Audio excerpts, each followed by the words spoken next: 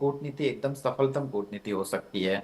चीन को लेकर भारतीय विदेश नीति में ये दोनों ही चीजें हैं। एक खास तरीके का संशय है और एक तरीके का डर भी है, एक दूसरे से जो प्रतियोगिता है वह भी है। चीन की तरफ से हालांकि ये बयान आया है अलग अलग प्लेटफॉर्म से कि वह भारत को प्रतियोगी नहीं मानता है, सहयोगी मानता है। पर चीन को लेकर भारत में जितना संशय और जितनी चिंता है उतनी चीन में नहीं है, और इसका कारण अर्थव्यवस्था की साइज भी है। पर अगर कोई ऐसा बनता है, भविष्य को लेकर कोई खाका तैयार होता है, तो मुझे लगता है कि ये भारत के लिए काफी ठीक होगा। अमित साहब। जी।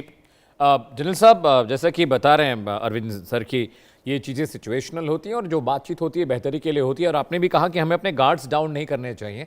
किसी भी देश के साथ हमारे चाहे कितनी भी बेहतर रिलेशन हो जाए, लेकिन जो एसओपी है आर्मी की, यानी बातचीत होगी, मिठाइयाँ खाएंगे, त्यौहार साथ मनाएंगे, लेकिन जो एसओपी है गार्ड करने की, वो बॉर्डर लाइन पर वो कभी कमज़ोर नहीं होनी चाहिए, आपके गन्स डाउन नहीं होने चाहिए। चाइना जैसा एक देश सर जो बहुत अपॉर्चुनिस्ट है, वो अपने फायदे के लिए अपने सबसे पुराने दुश्मन को भी दोस्त बना लेता है, और जिसके साथ वो एक थाली में खाना खा रहा है, वक्त रहते उससे दुश्मनी भी मोल ले लेता है। चाइना की स्ट्रैटेजी को टैकल करना बड़ा मुश्किल है। मैं भी दौलत बेग ओल्डी होकर आया हूं सर, मैं लेह लद्दाख गया था, तो वहां पर सिचुएशन तो बहुत खतरनाक है। चाइना को तो आप आंख आंख पलक भी नहीं झपका सकते चाइना के लिए तो आप। देखिए अमित, बिल्कुल आप सही कह रहे हैं। और मैं आपको एक बात बता दूं, मैंने भी लद्दाख लेह में बहुत टाइम निकाला है। दौलत बेग ओल्डी और जितनी भी फिंगर्स के बारे में बात हो रही थी, सब पे मैं पैदल चला हुआ हूँ।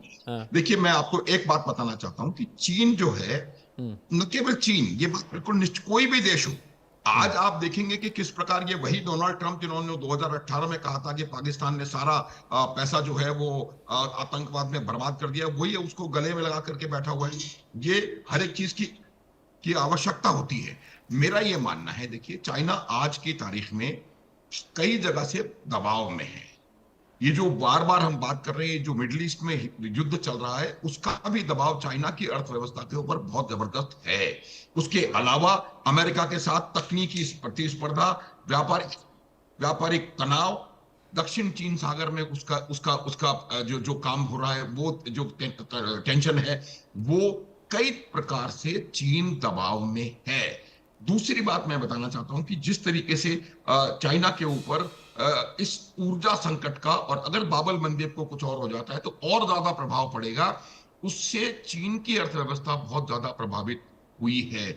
ऐसे समय में वो भारत के साथ किसी भी प्रकार के टेंशन को एस्केलेट करना नहीं चाहेगा कोई भी। तो इस वजह से ये मुझे लगता है बहुत इंपॉर्टेंट विजिट रहेगी उनकी, क्योंकि जो मिलिट्री स्ट्रेटेजी हमारी है वो साथ रहेगी, हमारी जो जो स्ट्रेटेजिक ऑटोनॉमी की पॉलिसी है वो ठीक रहेगी।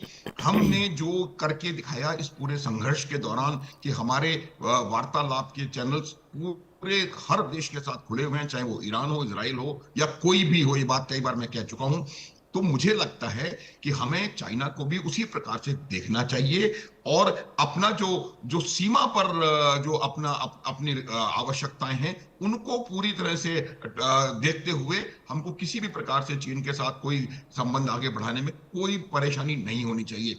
सिर्फ एक मैं इस चीज में भी थोड़ा सा यहाँ पर भारत के अंदर ही थोड़ा देख रहा हूं कि शायद कुछ लोग इसके बारे में कोई बातचीत करने की शुरू करें, लेकिन मेरा मानना है कूटनीति बिल्कुल सदैव चलती रहनी चाहिए। सीमा पर नियंत्रण और कूटनीतिक प्रयास साथ साथ चलने की आवश्यकता है। और ये जो ब्रिक्स की जो मीटिंग होने वाली शिखर सम्मेलन, ये मुझे लगता है एक बहुत बड़ा प्लेटफॉर्म बन करके सामने आएगा। और मैंने जो 2-3 बातें पहले बताई, ये न केवल हमारे आपसी रिश्तों में, बल्कि ग्लोबल साउथ की आवाज, उसके अलावा जिस प्रकार से हम चाइना के साथ साउथ चाइना सी, जिस प्रकार से भारत हिंद महासागर में चीन अपना प्रभाव बढ़ाता जा रहा है, उसको भी कहीं ना कहीं बातचीत में उसमें निकल करके सामने आएगा।